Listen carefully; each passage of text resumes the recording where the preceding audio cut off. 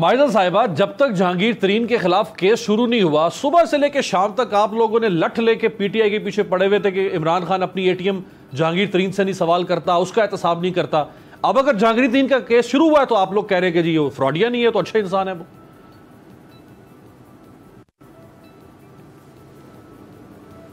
अमीर ये कहाँ एहतसाब कर रहे हैं, किसका एहतसाब कर रहे हैं, मुझे ये बताएं। एक तो इनके फाइनेंस मिनिस्टर हैं, वो अभी नैब की वो पेशियां भुगत रहे हैं सुप्रीम कोर्ट में, जो अभी लगाए हैं। दूसरा जो है जहांगीर तरीन साहब का, ये जो पॉलिटिकल इंजीनियरिंग कर रहे हैं। पॉलिटिकल इंजीनियरिंग पता नहीं कहाँ तक करते हैं और उनका क्या मकसद है, वो भी आपके सामने आ जाएगा। ये जो 40 MP हैं, उनके जो इनके खिलाफ बोल रहे हैं आज के, वो हुकूमत से सेटिस्फाइड नहीं है। आप मुझे ये बताएं कि इनसे क्यों नहीं ये शो कॉज नोटिस ले ना, इनसे पूछे कि ये पार्टी के खिलाफ क्यों जा रहे हैं, कि डरते हैं ना कि हुकूमत पंजाब की गिर जाएगी। ये कौन सी असूलों की सियासत कर रहे हैं? और जो PDM के बारे में इतने परेशान थे, वो तो PTI के टी के बारे में परेशान होना चाहिए, तरीन साहब के बारे में खुद परेशान होना चाहिए कि 40 MP चले गए तो इनकी तो हुकूमत चली जाएगी। अब मुझे ये बता दें कि मैंने आपसे बड़ा इंपॉर्टेंट क्वेश्चन पूछा था। मैंने आपको कहा था अमीर साहब, मेरी रिक्वेस्ट ये है कि आप वजीरों का मुआवजना करना बंद कर दें। आप एक दफ़ा ही वजीर आज़म चेंज कर देंगे तो पूरे मुल्क के मसाइल ख़त्म हो जाएंगे। तो मैं ये कहूँगी, आपसे इल्तिजा कर रही हूँ कि आप वजीर आज़म सवाए सुबह उठ के जो जहाद करने निकलते हैं, वो करते हैं अपोजिशन के खिलाफ पॉलिटिकल विक्टिमाइजेशन। सारा दिन वो कॉन्सेंट्रेट करते हैं कि किसकी ज़मीन निकालनी है, किस तरह केस निकालना है, किस तरह उस केस में ज़मीनों के रद्दोबदल करने हैं, और अपनी ज़मीन की फ़िक्र नहीं है जो बनी गाला में है, जो चंद पैसों से जो है उन्होंने अपनी ओनरशिप में ले ली है, और अपना जो महल है वो याद नहीं है। सो मैं ये कहती हूँ कि देखिए, जब जिस हुकूमत के डबल स्टैंडर्ड्स हैं, जिस हुकूमत ने सिर्फ इंतकामी कार्रवाइयाँ करनी हैं और पॉलिटिकल इंजीनियरिंग करनी है, उनकी कंसंट्रेशन कभी भी अवाम के रिलीफ के लिए नहीं हो सकती। अब आप जो वजारतों की बात करें, मैं तो कहूँगी शंदाना साहिबा को ले आएं, दीगर MNAs हैं इनके, बड़े काबिल हैं, उनको ले आएं, आके इनको जो है इन मनसब पे बिठाएं। हम देखते हैं कैसे काम नहीं होता। काम नहीं होगा, काम जब वजीर आज़म जिस मनसब पे जिस बैठे हुए हैं, उनकी प्रायोरिटीज ही कुछ और है। उनकी प्रायोरिटीज ही ये है कि उन्होंने ऑपोजिशन को जो है नीचा दिखाना है, तो वो अवाम के बारे में कैसे सोचेंगे? राइट। अच्छा, आपने जहांगीर तरीन साहब को कहा कि वो 40 लोग तोड़ रहे हैं, अगर वो तोड़ लेते हैं तो इमरान खान साहब की हुकूमत गिर जाएगी। अच्छा, 40 लोग तोड़ने वाली बात तो पहले एक सवाल था, लेकिन अब ये बात बाकायदा तौर पे, बाज़ाब्ता तौर पर कह दी गई है। राजा रियाज साहब MNA हैं तहरीक इंसाफ के, उन्होंने क्या फरमाया? रियासत मदीना में तहरीक इंसाफ के 40 के करीब मेंबरान इंसाफ मांग रहे हैं। वजीर आज़म पाकिस्तान इमरान खान से आपसे गुजारिश है कि इस बात को और मजीद आगे ना बढ़ाएं। हम अभी तक बड़ा सोच समझ के तहरीक इंसाफ के परजम के नीचे खड़े हैं, लेकिन अगर इसी तरह रवैया रखा गया फिर हम भी कोई कदम उठा सकते हैं। ये आपको आज आखिरी दफा कह रहे हैं रियासत मदीना में कि हमें इंसाफ चाहिए, नहीं तो इसके बाद हम अपने आइंदा कला अमल इंशाल्लाह जल्द ऐलान करेंगे। हमने 2011 में इमरान खान के साथ देने का वादा किया, अंदिया किया, और 7 साल उनके साथ रहे, और हमें सिर्फ आला मकसद एक था कि इंसाफ और ईमानदारी। आज आप हजरात को और सबको पता है, ना इंसाफ है ना ईमानदारी है। राइट। शानदाना साहबा, आखिरी मौका वो दे रहे हैं। 40 लोगों का उन्होंने नाम पहले लिया, वो हमारे साथ हैं, धमकी लगा दी है, और 5 से 6 दिन में ये अपने लाएअमल का ऐलान कर देंगे, ये भी आपको बता दूं। अनम्यूट कर दें। वज़ीर आज़म ने, जी अमीर साहब, वज़ीर आज़म ने पिछले कह दिया था कि मुझे कुर्सी से कोई इश्क नहीं है, होना होगा तो अपोजिशन में बैठ जाऊंगा, अपोजिशन में नहीं बैठना होगा तो कहीं भी बैठ जाऊंगा। उनको भूख नहीं है कुर्सी की, ना उन्होंने अपने बेटे बेटियों को प्राइम मिनिस्टर मुल्क का लगाना है, ठीक है? तो वो बात तो गई, कोई फर्क नहीं पड़ता, जो थ्रेड देता है देखी जाएगी। इससे कोई फर्क नहीं पड़ता, याद रखें। इससे बड़े बड़े थ्रेट्स हो चुके हैं, इससे आगे भी बड़े थ्रेट्स होंगे, इट डजंट मैटर। इससे बड़ा थ्रेट नहीं है वैसे, मैं फ्रैंकली इससे बड़ा थ्रेट, मेरी भी कैलकुलेशन है पॉलिटिकल साइंस का स्टूडेंट के तौर पे, ये 40 लोगों का मतलब है ये फारिग पर गया, काम क्लोज। میں پولیٹیکل سائنس کی اسٹوڈنٹ نہیں ہوں، میں تو وکیل ہوں، اور میں تو آپ یہ کہہ سکتی ہوں کہ جب ایسے حالات ہوتے ہیں تو آپ کو اپنے سارے پتے سامنے میدان میں رکھنے ہوتے ہیں. تھریٹ دینے سے کوئی فائدہ نہیں، یا آگے بڑھے کچھ کریں. تھریٹ سے کیا فرق پڑے گا؟ جو کرنا ہے پھر کر کے دکھائیں نا. یہی ہو سکتا ہے نا. پرائم منسٹر کیا کرے گا؟ ان سے بھیکے مانگے گا. پرائم منسٹر سے کہے گا کہ ٹھیک ہے پی ٹی آئی کا بندہ تھا تو اگر اس پہ منی لانڈرنگ کا کیس ہے تو اس کو میں معاف کر دیتا ہوں.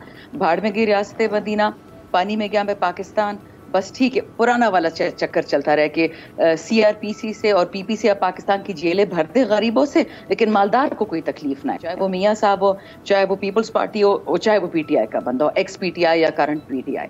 یہ نہیں ہو سکتا. یہ یاد رکھیں امیر صاحب، پرائم منسٹر کا ایک ہی گول ہے پاکستان کو ٹھیک کرنا. آپ مجھے دیں، کیونکہ میرے دونوں بھائی بہنوں نے کافی لمبی باتیں کی، میں چھوٹے 2-3 باتیں کہنا چاہ رہی ہوں اور یہ ضروری ہیں.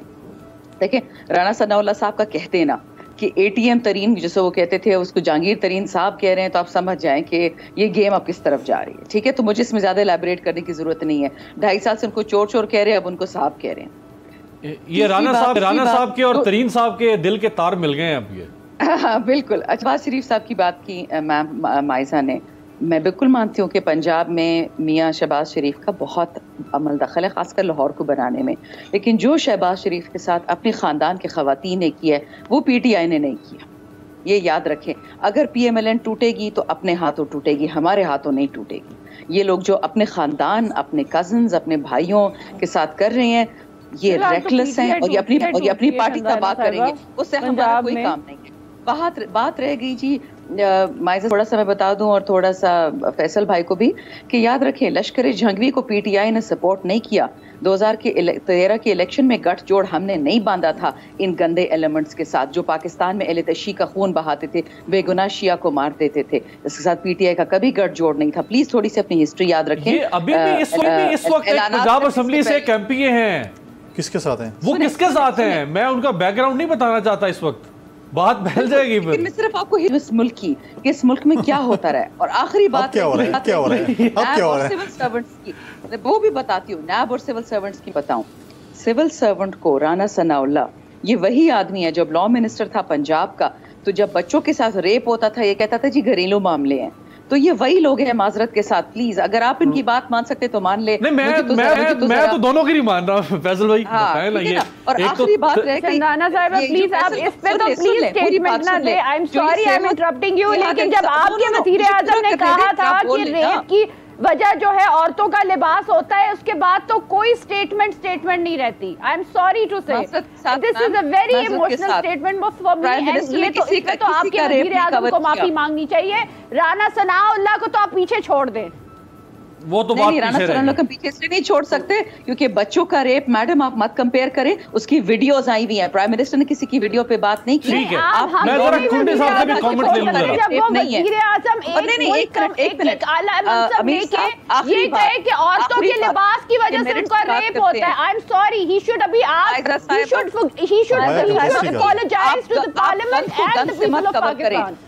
آپ گن کو گن سے کور نہیں کر سکتی ہے، گن ماننا پڑے گا آپ کو. شندانہ صاحبہ آئی ایم سوری. اچھا اسی پہ کامنٹ کر دیں فیصل صاحب، اسی ایشو پہ کر دیں. پرائم منسٹر کی یہ اسٹیٹمنٹ ریپ کے بارے میں امیر صاحب میری بات رہتی ہے، یہ کنٹروورشل نہیں ہے. امیر صاحب فیصل بھائی پھر میری بات سن، ذرا ٹائم ختم ہو رہا ہے. فیصل بھائی کو بھی میں دیکھیں یہ بالکل پرائم منسٹر کا جو ان کا اسٹیمنا ڈپٹی اسپیکر کی طرح سننے کا، لیکن ایسے نہیں ہوگا. میرے جواب آپ سنیں گے کیونکہ فیصل صاحب نے بات کی، میں جواب دوں گی. ایسے نہیں ہوگا. وہ ابھی تو بات کی نہیں. شروع میں کی تھی نا بھائی، تو اس کا تو آپ نے دے دیا نا جواب. کون سے والے شروع میں لوگ آئیں گے. میں نے کیا سوال، میں بات ہی پہلے سے ان کے منسٹرز میرٹ پہ نہیں آتے، ہمارے منسٹرز میرٹ پہ آتے.